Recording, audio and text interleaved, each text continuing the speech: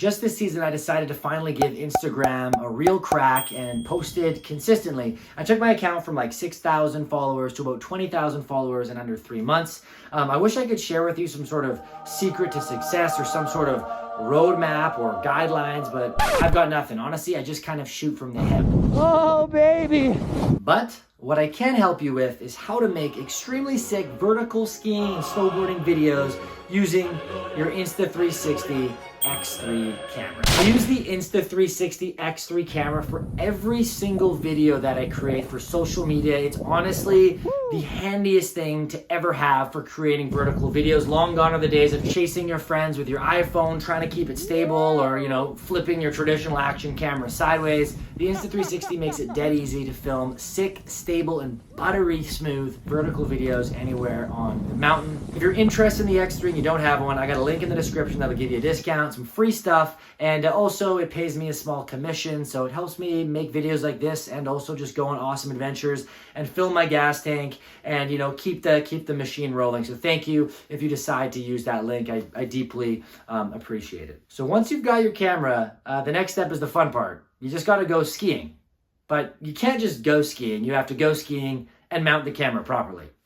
So when you're skiing, you just want to make sure you're using the mount properly so you're capturing the exact angle that's going to work well for social media videos. My favorite mounts are the traditional head mount, the invisible selfie stick mount, the chest mount, and the mouth mount. If you want to dive a little deeper into all these mounts, how I use them and how they look on camera, I got a full video. You can check it out here and check out all of those mounts. So make sure you've got this mounted properly, and it's going to make the editing process so much easier. So now you're done the fun part and you've destroyed your quads on an absolutely gorgeous bluebird powder day, and you're stoked to go home and sit down and edit your footage, but you hold your camera in your right hand and you think, what the f do I do now? Don't worry, I felt the same way when I first started editing, but now it's just, total routine. I get home, I lay on the couch, maybe I crack a beer, and I just sit on my phone and edit my 360 footage. It's super easy to do. You can do it. It takes like 10 minutes to learn how to edit 360 footage. So I'm going to show you how in this video so I can make your life a little easier and make the Insta360 X3 a bit more fun. You've got two different options for reframing your videos with the Insta360. The first and my personal favorite is the Insta360 app. I think this is the best one for everyone because it just easily connects to your phone via Bluetooth. You can make social media videos and export them right away. You can also make full 9:16 videos that you can upload to YouTube or upload back to your computer. I find that the app is the easiest thing to edit on and works great for almost all use cases. The other thing you can edit with is the Insta360 desktop software. With the desktop software, you can kind of go a little deeper and export at even higher quality levels if you're trying to make like a motion picture or an amazingly crisp YouTube video. But I personally find the app is the easiest thing to edit on. It takes less time and it also exports way faster. You can export in 4K, so unless you're really making really snazzy, YouTube videos or really clear, crisp productions professionally, the app is going to be more than enough for just about everyone. And stay tuned until the end because I'm going to let you in on a couple little Instagram secrets to help your videos get a few extra views when you post them on the interweb. All right. First step, download the Insta360 app. So here's the Insta360 app. You've got the shot lab, some basic operations, and there's all good interesting stuff going on here that you can take a look at and play around with. But first things first, we don't care about other people's footage. We want to edit our footage. So we're going to connect a camera by hitting that button there. We got to search for a new device, so we need our device. There's the X3. Turn it on. Side button like that. Boom. Get that turned on. And we'll wait for it to boot up. Okay. Just like that. Press connect. Confirm connection on the device. Yep, we do want to do this. And join. Okay. So just like that, we're rocking and rolling. Ready to edit. Ready to edit things. Guys, I'm trying to figure out how to mount this. Like, I'm not a tech review channel, you know what I mean? Like, this is beyond me, how to mount a camera on my roof to try and play it on here. There we go. I'm going to tape it to my table, and it might not be the prettiest, camera style review you've ever seen, but I'm just going to do my best for the boys here. So here's the Insta360 app, okay? I'll try and zoom in a bit more to make this easy. You've got the Explorer area of the app. So what this has is shows you some kind of quick start, basic operations, gives you the lowdown on how to use the app. You've got the Shot Lab, so this gives you kind of some cool shots you could take, gives you some inspiration. I don't recommend to look at these when your camera's connected because it's going to use your data, not your Wi-Fi when the camera's connected because it connects through Wi-Fi. So here you've got the Explore page. You can look at stuff. You've got your album. So here's all the ski footage that's connected. And then here you've got the edit section. So if you want to make anything in Shot Lab or kind of edit your own video, here's the place that you can do it. And Shot Lab's cool, right? You click it, maybe you want to do a sky swap. It literally gives you the exact instructions on how to take that shot and then make that shot. So it's all pretty sweet. But for the purposes of today and when you're editing your own 360 video, you're just gonna be playing around in your album. So you went skiing, you're sitting down on the couch and you wanna take a look at your footage. So here is your album. So we're gonna just look at a day when I went into the Blackcomb backcountry because it's bluebird, it's beautiful. It'll be a fun way to kind of check out how everything looks. So we'll click on a video here, boom. This is how your video is gonna pop up on your phone screen. But before we play around, there's a few settings that I'm gonna want you guys to take off. So go into your settings and you're gonna want to go into Nadir logo. You don't want a Nadir logo, so make sure that that's off. So see, that would put like a logo on your video. You don't want that, so take that off. Perfect. And then you're going to go shot on watermark, turn that off because you don't want a shot on watermark. Take off the watermark, take off the Nadir logo. It's going to look better. Now we're going to go over the album and we're going to kind of start looking at how to edit. So when you first get your Insta360 camera connected to your app, it's fun to just click into some footage and see how cool it really looks. It honestly brings you right into that moment of that day. It's pretty sweet stuff. So click on the video you have. It's super cool. You can look in every direction by just using your finger. If you want to zoom, boom, you can zoom. Look at that pretty mean mug there. There's big old Adventure Rob behind me. We got Decker Lake there.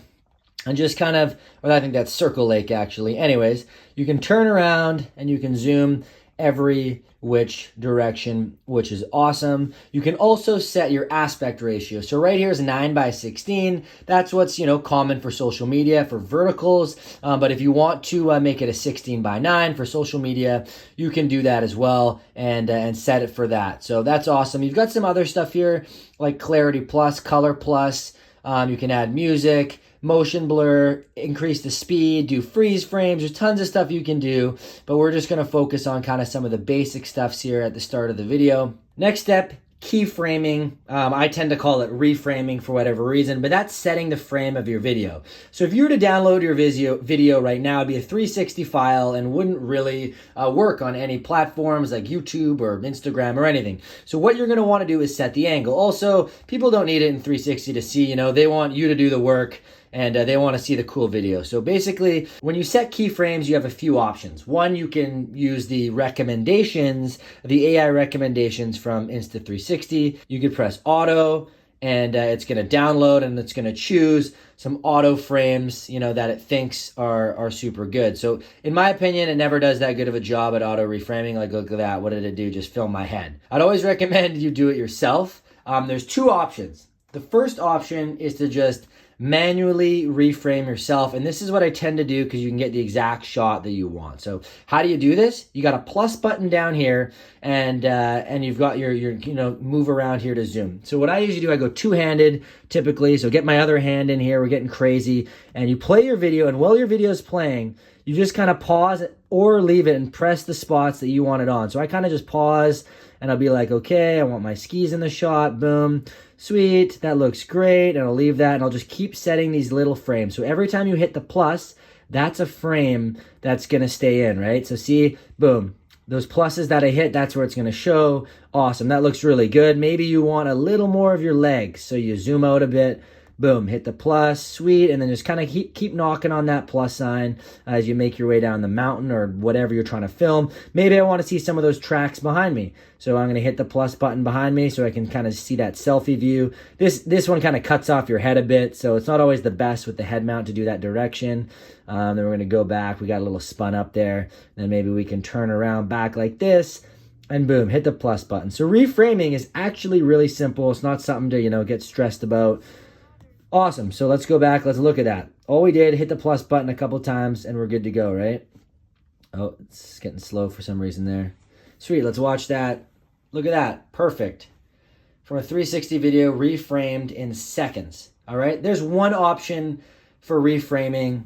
Super chill. Super easy. Looks great. That's what I do basically to every video that I take on the mountain. So when I get home, I've got like 30 or 40 videos that I'll literally just sit down and reframe. The other way you can reframe is with AI Deep Track. And I love this feature, especially for follow cams or if you're skiing with your buddies and you want to just follow them. So often I'll leave the camera on my head and I'll deep track a friend. So say you got a friend you want to do a follow cam on, you press down on the screen, you drag over your buddy and you say start tracking, and boom, it's going to track on your friend and stay super buttery and smooth as you ski, like past them or with them, however you want to film it. I know it's small, but once again, you want to track someone, you just pull it over them and it'll keep their eyes right on your buddy as they ski around. It makes the edit so smooth, even smoother than if you were to keyframe it yourself, and you don't have to keyframe it at all. So just got my buddy James there, just kind of skiing down a groomer.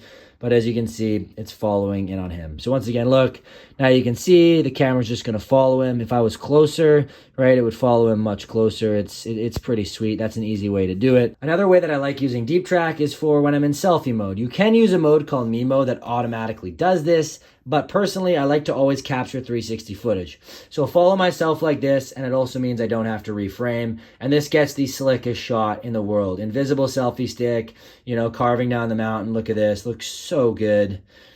Sweet. Right? The other option, like I said, the other option would be me just manually reframing it, keeping myself in frame. But that's a lot more effort, right? I'm hitting this plus button, and it's going to be more jerky. Right? As I'm trying to keep that up, it's going to be a bit more jerky. Whereas if I just, boom, once again, deep track myself, easy does it. So when you're doing selfie shots on the selfie stick, you either want to use Deep Track or Me Mode on yourself with the selfie stick. I find I like capturing 360 footage because it's just the best. You just get, everything in case you wanted to see what was in front of you or behind you. And then when it comes to kind of those POV shots, I like just keyframing manually myself with the plus button. So those are the two ways that I edit on the 360 camera. Look at that. That's the stuff, just carving. Cool view. Now here's where I started manually tracking. You can see it's going to be like a little bit choppier with my manual version there. Okay, sweet. So you've put in these awesome keyframes and used the Deep Track. You got a video you find is really slick, and all of a sudden your phone shuts off. Oh no. Everything automatically saves. So those keyframes that we put in on the video earlier, I think it was the video where is the video I'm looking for? Is it 46-second video? Yeah. So my phone shut off, but everything automatically saves. So that's awesome. You don't have to worry about pressing save. All of the keyframing work that you do is going to be saved. This video is about 1:30 long, but I only really like this part right here. So can you just, I think this part's pretty cool. These manual keyframes I didn't really like. I like this part kind of here. I'm going through the trees. So I've got 1:30 video here, but I only want a few parts of it. So there's a super cool thing you can do called jump cutting. Say you skied an 8 or 10 minute run and you filmed it all. You're not really going to want to download all of that. That's a huge file size. And also that's just kind of boring. You're going to want the best parts. The great thing is there's this feature called trim. So you can trim the front and the back. So you can grab the front and the back. Exactly, and you can trim the start and the finish. What I tend to like to use is called jump cut. So you can see where you made the edits, right? And you can click. So say I want to jump cut. I don't know why that's discard those changes. So when you trim, I like to use jump cut. So jump cut, trim pulls the ends and the backs of the video tighter in, but jump cut lets you cut the video wherever you want in the middle. And I like this because I can see where I've made edits and where I actually want to keep. So I just want to keep all the stuff that I've edited. I like that part. I like this part here. We're going to keep that. And then maybe I'm going to keep this end part here.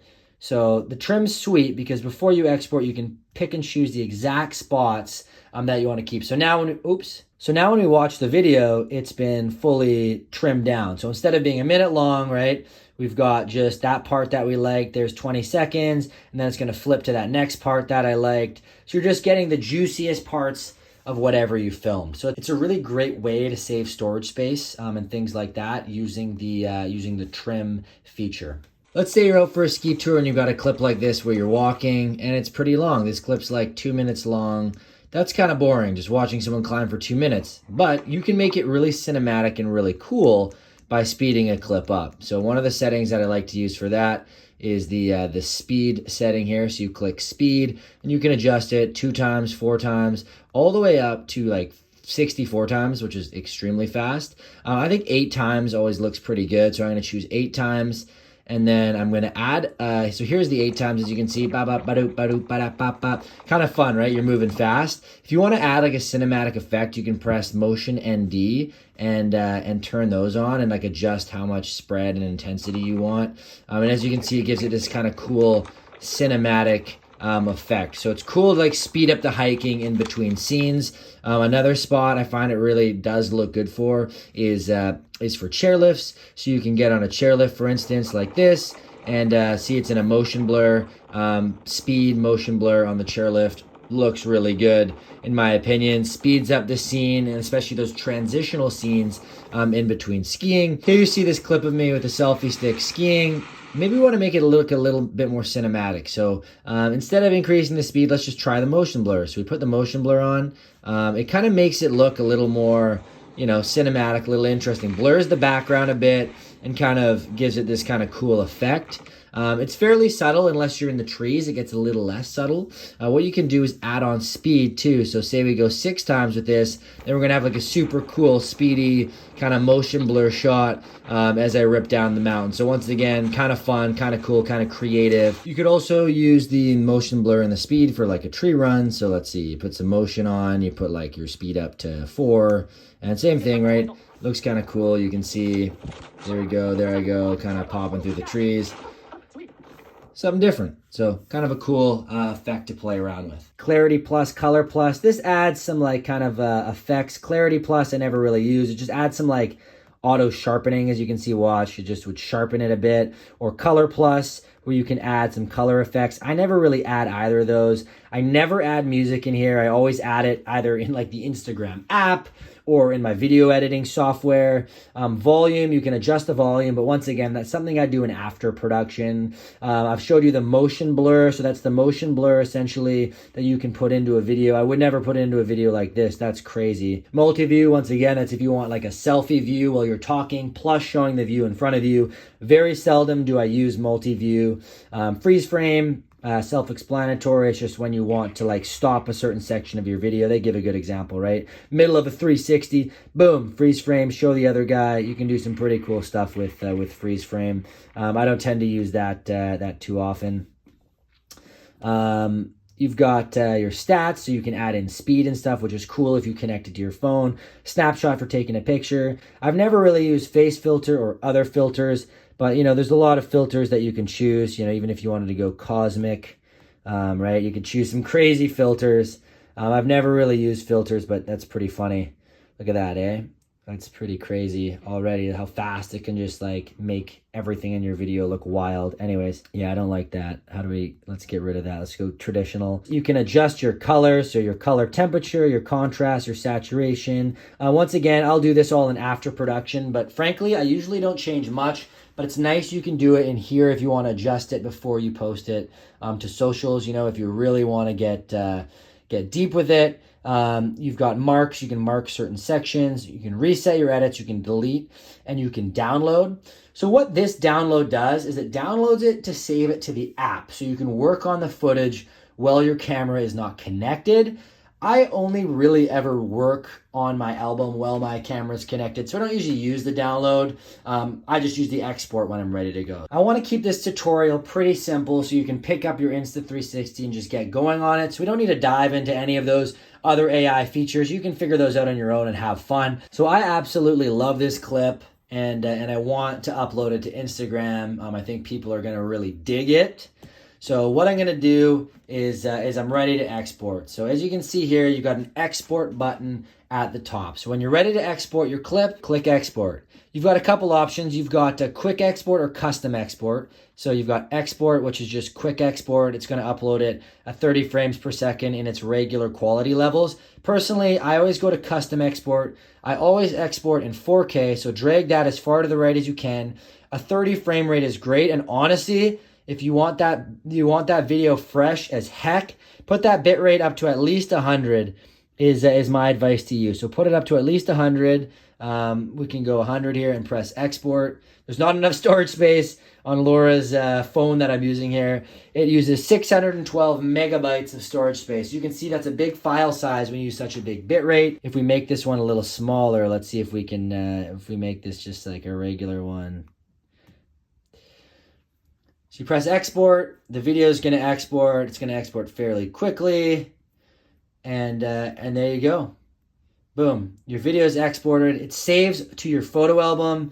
You can check it out in your photo album, and then you have some options to share it on a few platforms. Now this awesome clip saved to my phone album, and what I'll do is I'll put it into Instagram, make any additional edits, maybe put some text in, put music in, or if I'm exporting it for YouTube, then I'll just start editing on iMovie or Final Cut or Resolve or whatever software that you use for editing. You can edit it on that. So there you go. All right, off to the couch. That was a lot of talking and editing, so I think I need to rehydrate a little bit. Cheers. I-35 with the top down, quit to tell a hater they should get like me. Hot sauce down the hatch. Hopefully that tutorial wasn't too overwhelming and it was helpful for anyone who's just getting an Insta360 or has an Insta360 and was wondering about workflow. Please ask any questions that you have in the comments. I'm super happy to help, or someone else in this awesome community would definitely be able to help as well. I know I told you guys I'd give you some tips for making some more viral social content. So once you get a sick video exported from your Insta360 like I just showed you, the next step is to put it into Instagram or TikTok and post it. But if you want it to go extra viral, here's a few things that I'm going to tell you that I've seen work over and over again. Instagram and TikTok both love it when you use their internal editing software. They also both love it when you use that stupid text with the AI voice. This is why you shouldn't duck ropes. We all hate that AI voice. I don't even know her name is Jessie, I think, on Instagram, and it's just like stuff like, I fell into a hole, or he skied so much powder. You know what I'm talking about, that AI voice? I almost hit a snowboarder. It loves when you use that. So if you want some more views, try using the AI voice. It's going to help. Another big tip is to use trending audio. So there's an arrow beside audio, and when you see that arrow there, especially when it hasn't been used much, but it's on the come up, boom, you use that. Sometimes that's going to get shared even more. Also, if you want something to get a lot of reach and go viral, it's got to like raise a question or like be a bit controversial or, be epic. Like it's got to kind of like tug at some sort of heartstring to actually get some reach. So next time you export one of your sick vertical skiing videos from your Insta360 camera, try tacking on one of those practical tips and let me know in the comments if you garnered a few extra views from using any of those strategies. It works. It does work. If there's any other videos about the Insta360 X3 you kind of want to see me do or talk through, I'd love to help out, so just let me know in the comments. And also, once again, there's a link in the description. If you are looking to buy one, you want a discount, some free stuff, use the link. It helps me out, helps me make awesome content for you guys on a consistent basis. So thank you so much for using that link. That's it for now. That's all. Go grab your selfie sticks, grab your head mounts, grab your chest mounts, get up to the mountain and film some sick videos this winter. And make sure to tag me so I can see them. I love watching your guys' stuff on Instagram, and I often share it on my story as well. So until next time, stay safe, stay spicy, and I'll see you on the mountain. Sayonara.